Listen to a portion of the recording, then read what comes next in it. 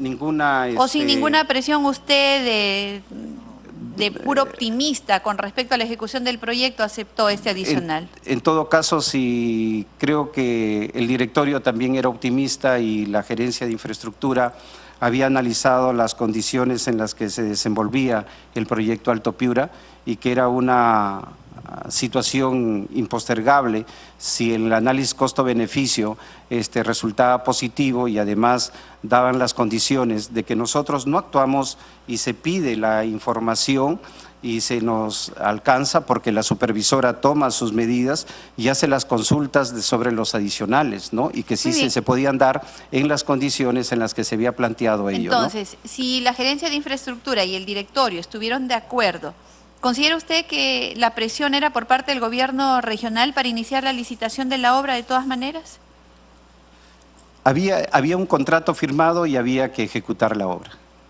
¿Por qué decidió aprobar la propuesta del adicional de obra 1 a favor de Camargo Correa si la elaboración de los planos podía ser exigible al contratista?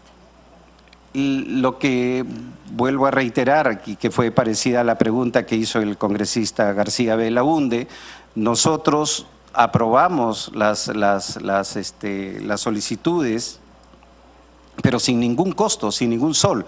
Se extienden al tiempo dentro de la programación de ahorro que podría permitir la nueva modalidad constructiva del proyecto Alto Piura.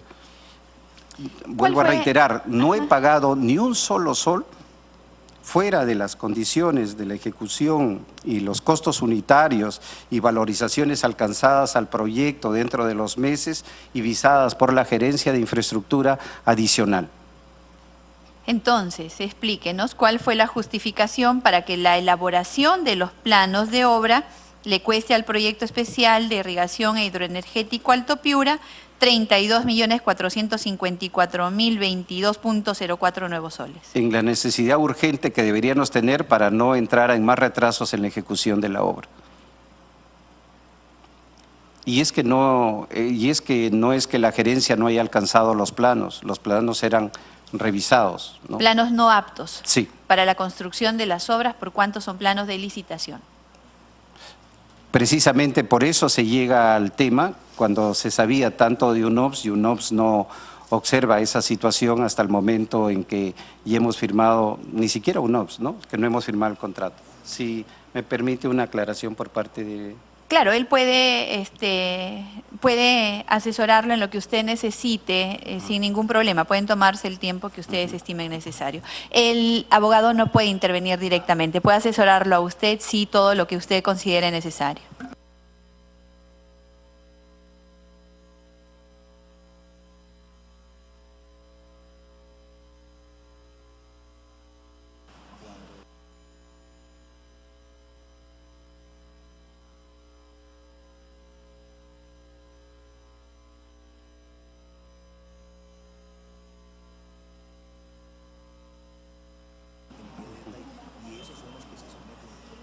Sí.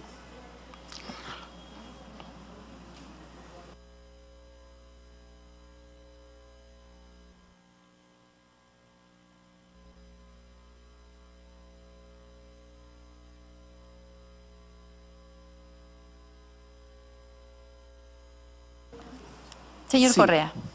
Sí, como señalaba, ¿no? Y están en los documentos oficiales y resoluciones. Tanto el contratista como UNOPS sabían de la situación y no advirtieron. Y también en este análisis que nosotros hacemos es que era imposible poder saber toda la ingeniería más el tema específico de detalle construcción de los accesos iniciales. Recuerde que es un túnel de 13.25 kilómetros que había que ir diseñando poco a poco, ¿no? Con un retraso de 3 meses en la modalidad del Fast Track que garantizaba la calidad. Vuelvo a reiterar que el tema de la responsabilidad constructiva estaba en la empresa. La resolución de Contraloría 369-2007 del 29 de octubre de ese año define la prestación adicional de obra como la prestación no considerada en el expediente técnico ni en el contrato, cuya realización resulta indispensable y o necesaria para dar cumplimiento a la meta prevista de la obra principal, entendiéndose como prestación adicional a las obras complementarias y o mayores metrados. ¿Por qué determinó que la elaboración de los planos de obra es un adicional de obra? Porque también había, como se dice en la propia normativa, si es que hay un error en el expediente, ¿no? ¿Estos planos de obra eran prestación adicional a las obras complementarias y o mayores metrados? Para la arquitectura, para el diseño final y la firma para proceder al proceso constructivo, sí, eran necesarios. No, yo no le pregunto si eran necesarios o no. Le estoy preguntando si la elaboración de planos son equivalentes a obras complementarias o mayores metrados. O servicios, se señala en la norma, todo lo que sea necesario para concluir una obra. Ahora sí, sobre el memorándum de acuerdo. El memorándum de acuerdo entre el Gobierno del Perú y el Perú acerca de servicios administrativos y otros servicios por la UNOPS con respecto al proyecto especial de irrigación e hidroenergético del Alto Piura. En el inciso A del numeral 5 se señala que con respecto a la contratación de consultores, la UNOPS celebrará contratos con particulares o firmas contratistas para dichos insumos. ¿Para qué contrataron consultores? ¿Qué servicios específicos realizaron? Quien contrataba era UNOPS. ¿Y para qué los contrataron? Usted era el gerente general y obviamente tenía toda la responsabilidad por parte del Gobierno Regional de Piura de acuerdo a los mandatos que usted tenía. Sí, sí me puede explicar. Cuando nosotros entregamos o hacemos el contrato con UNOPS, la gerencia, pasando por el visto de la gerencia de infraestructura y el acuerdo correspondiente de directorio, eleva los términos de referencia y la valoración de base a UNOPS. Es UNOPS, como ya expliqué antes, la que se encarga de todo el proceso hasta la licitación y darnos el resultado de quién era el ganador. Y entonces UNOPS, para asesorarse, contrata a sus especialistas, sus cuadros, hace los estudios, etcétera, etcétera. Muy bien. ¿Quién pagó los honorarios de sus consultores? El contrato con UNOPS a través del gobierno regional con recursos propios del gobierno regional. ¿Y por qué el gobierno regional de Piura tenía que asumir el costo de asesorarle a la UNOPS si ellos iban a brindar el servicio por el cual se les pagó 804.000, permítame terminar, por el cual se les pagó 804.563 dólares?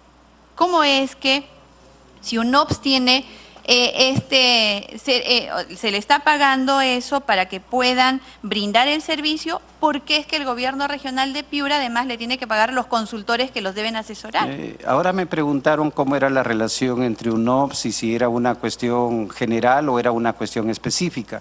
En este caso tenemos un contrato específico que fue firmado por el monto que se señala de 800 que se le paga a UNOPS. Y eso cubre todos los servicios que tenga que hacer UNOPS. Nosotros no.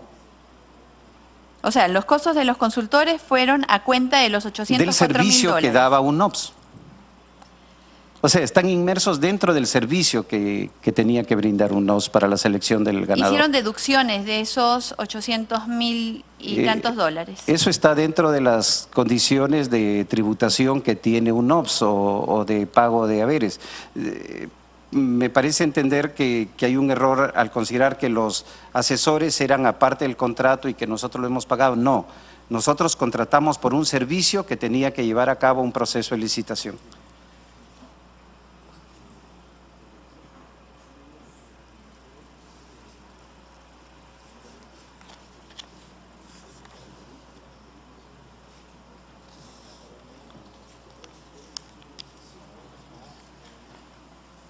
Señor Correa. Como me hace recordar, quien establece el convenio con UNOPS es el Consejo Regional, ¿no? A propuesta de la Presidencia Regional, vista la situación de ventajas de contratar con UNOPS.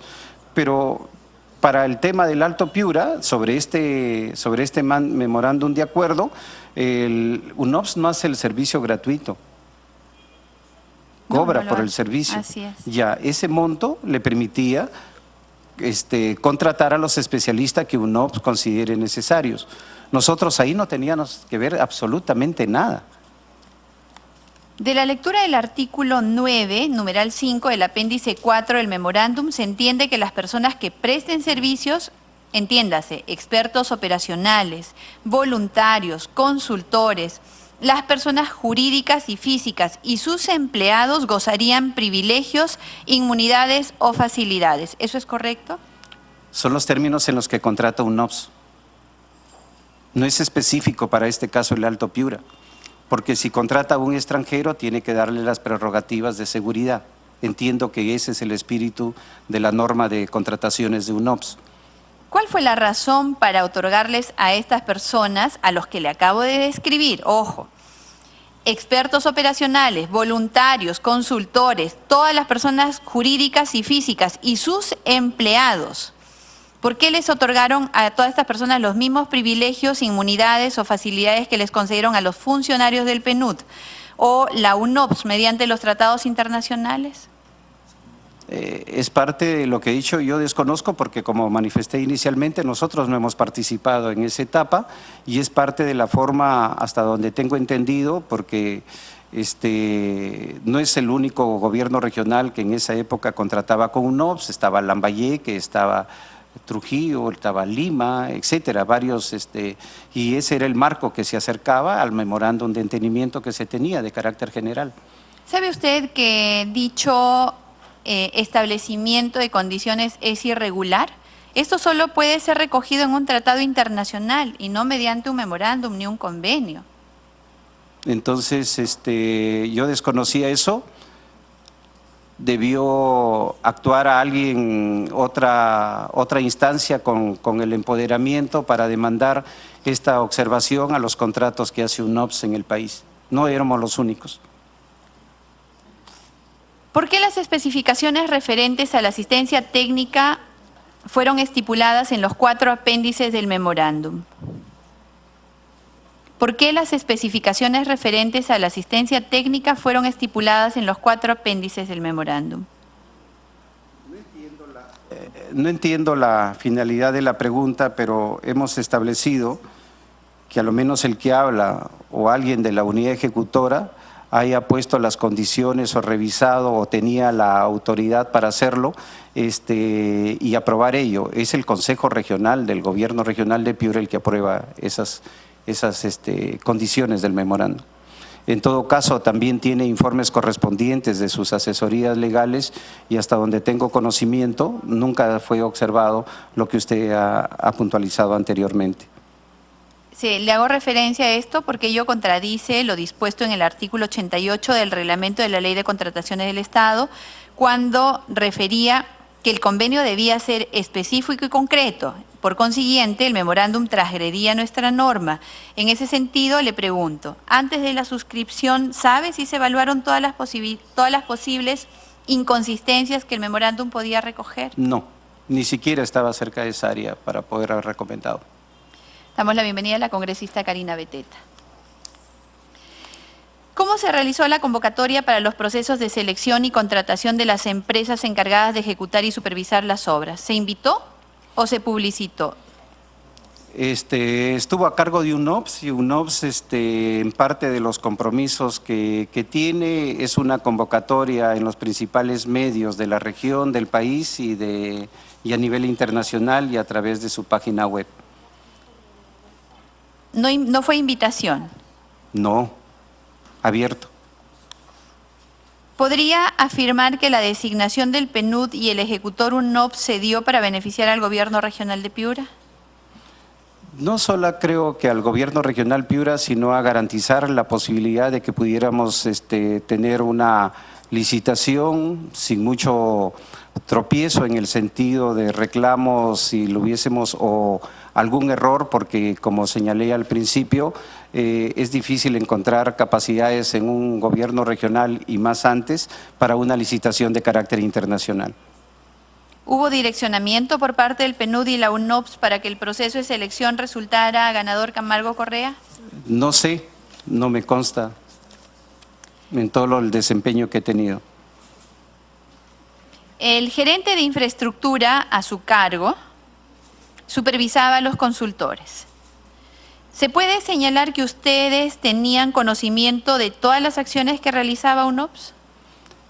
He referido un ejemplo aquí en el sentido de que había una transparencia y una seriedad y era suficientemente asequible al tema para poder viabilizar el tema del proyecto y era parte de las funciones que desempeñaba la gerencia de infraestructura, pero que incluso se discutían en el consejo, en el directorio. Lo que refería, ¿no? La primera licitación consideró de parte nuestra una exigencia de que la empresa que se presente debería tener experiencia de construcción de un túnel de 14 kilómetros, porque el túnel nuestro era de 13 kilómetros 325 metros. Entonces no habían empresas de eso, se bajó luego a 7 y luego una recomendación más de sumar las experiencias de los asociados, ¿no?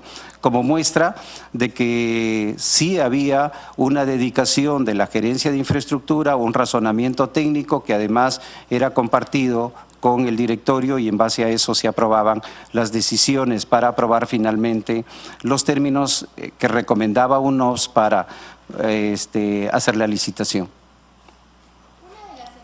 Una de las empresas conformantes del Consorcio Supervisión Alto Piura fue la empresa Técnica y Proyectos S.A. sucursal del Perú, cuyo representante legal es Frano Stanley Zampillo Pastén. Por otro lado, una de las empresas que formaron parte del consorcio, Motlima Bechite Gepsa, fue la empresa Técnica de Gestión y Proyectos S.A., identificada con RUC 2050-4413-269, cuyo representante legal es Frano Stanley Zampillo Pastén. Es decir, tanto TIPSA, el Consorcio Supervisión Alto Piura, como TEGEPSA, el Consorcio Motlima Bechite Gepsa, forman parte del mismo grupo económico dedicado a la construcción y supervisión de obras. ¿Es normal que se contrate a un consorcio para la supervisión de obra cuyo integrante formó parte del consorcio que elaboró el expediente técnico? La verdad que eso estaba en las competencias y en el tema de selección de UNOPS. Nosotros no teníamos conocimiento. Sí, pero no le pregunté si tenía o no tenía conocimiento. Le pregunto si es normal, en su experiencia, que se contrate a un consorcio para supervisar cuando su mismo integrante formó parte del consorcio que elaboró el expediente técnico. ¿Eso está bien? Desconozco si es que hay un impedimento, de verdad. O sea, el que supervisa puede ser el mismo que elaboró el expediente técnico. No hay incompatibilidad. Pasado un periodo, si va a supervisar y tiene la responsabilidad de que el carácter de la obra depende de ello. ¿Podría un supervisor de obra ser completamente transparente e imparcial para observar su propio trabajo? ¿Podría un supervisor de obra ser completamente transparente e imparcial para observar su propio trabajo? No tengo la calificación para determinar aspectos subjetivos si podría o no podría. En todo caso, quien es responsable de la forma como se contrata y a quién se dice que es el ganador es UNOPS. Claro, pero UNOPS tiene inmunidad y encima en este proyecto le han dado inmunidad a todititos los trabajadores. Ni siquiera solo a los funcionarios de PNUD, sino a todos los que han trabajado ahí. No los podemos preguntar acá. Si los traemos nos van a decir tengo inmunidad, porque así está establecido en el memorándum que ustedes suscribieron. Vuelvo a reiterar, no lo he suscrito. Es el Consejo Regional el que lo aprueba.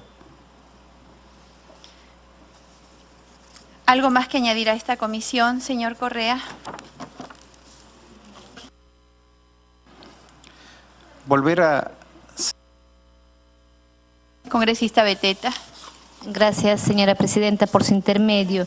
Sí, lamentablemente UNOPS ha servido pues de alguna manera para que los gobiernos regionales puedan a través de este organismo convocar a licitación sabiendo que de alguna forma cuando se haga una investigación se van a amparar en esa inmunidad, lo cual creo queda también en el Congreso de la República ver la forma de cómo impedir que estos organismos, si bien es cierto, puedan suscribir convenios para que ayuden a a las convocatorias de diversas licitaciones a nivel nacional, pero de ninguna manera puedan estar blindadas a brindar información ni a ser investigadas.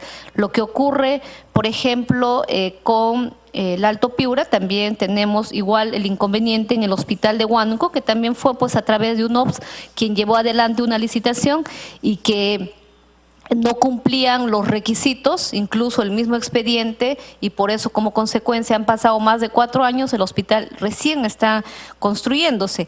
Pero algo que quería, y esto es una tarea de la comisión que tiene que sugerir seguramente dentro de sus informes, ver la forma de cómo hacer que cualquier organismo, ya sea un OPS u otro organismo que internacional que convoquen a licitación, tienen que tener y ser investigados como cualquier otro funcionario u otras instituciones.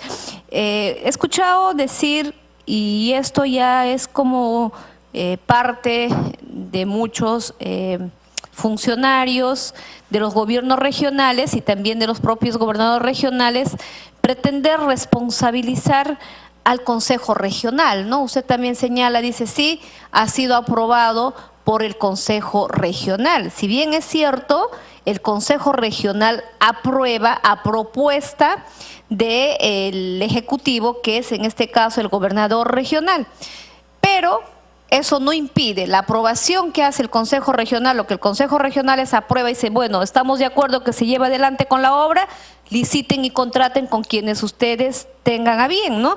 Pero ya es responsabilidad de los funcionarios de ver si reúnen o no reúnen los requisitos, si el proyecto es viable o no es viable. Entonces, pretender trasladar la responsabilidad al Consejo Regional, que quizás pensando y creyendo en la buena fe, les facultó para que puedan suscribir los convenios, ¿no? Entonces, eso quería dejar constancia, presidente, para que quizás puedan tener otro mejor argumento y no pretender responsabilizar, que seguramente en un acto de buena fe pueda, y quiero creer que actuó el Consejo Regional al haberle facultado al gobernador suscribir estos convenios, ¿no?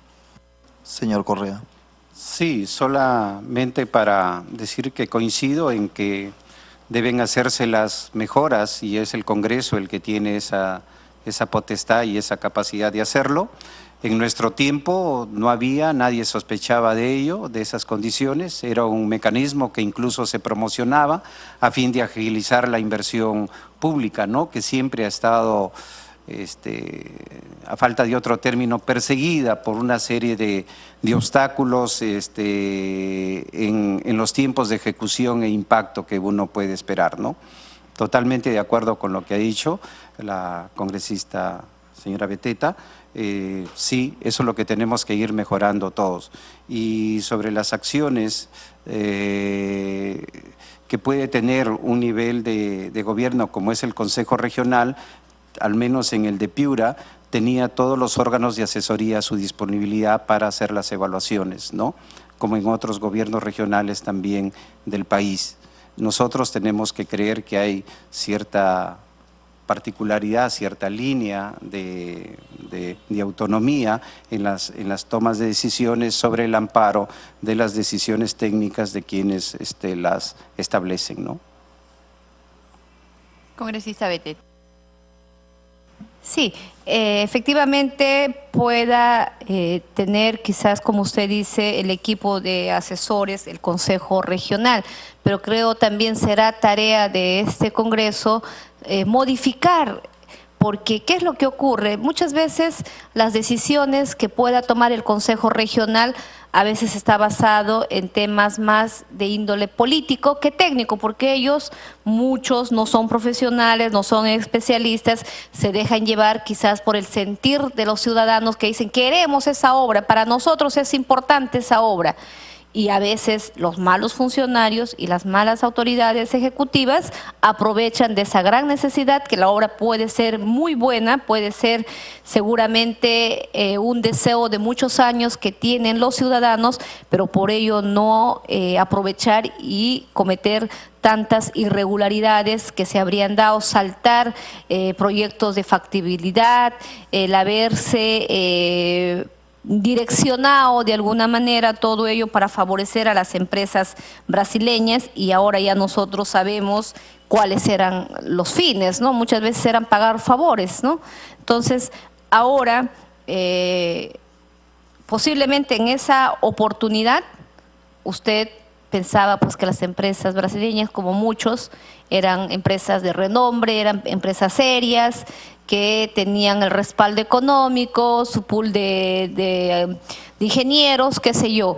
Pero ahora, a la luz de todo lo que ha ocurrido, ¿qué nos puede decir usted? ¿Usted cree que pudo haberse facilitado de alguna manera para que estas empresas sean las que hayan ganado esta licitación? ¿Cree que pueda haber confabulación en algunos de los funcionarios, ya sea por el gobierno central o por el gobierno regional? ¿Qué nos puede decir ahora, a estas alturas, sabiendo que la empresa Odebrecht y las empresas brasileñas son empresas corruptas? Siempre será una apreciación personal lo que diga, ¿no? No me consta que en ese tiempo tuviésemos la percepción de tales hechos, sí cumplimos nuestro trabajo a cabalidad, sí vimos las opciones que eran mejor para concretar la obra,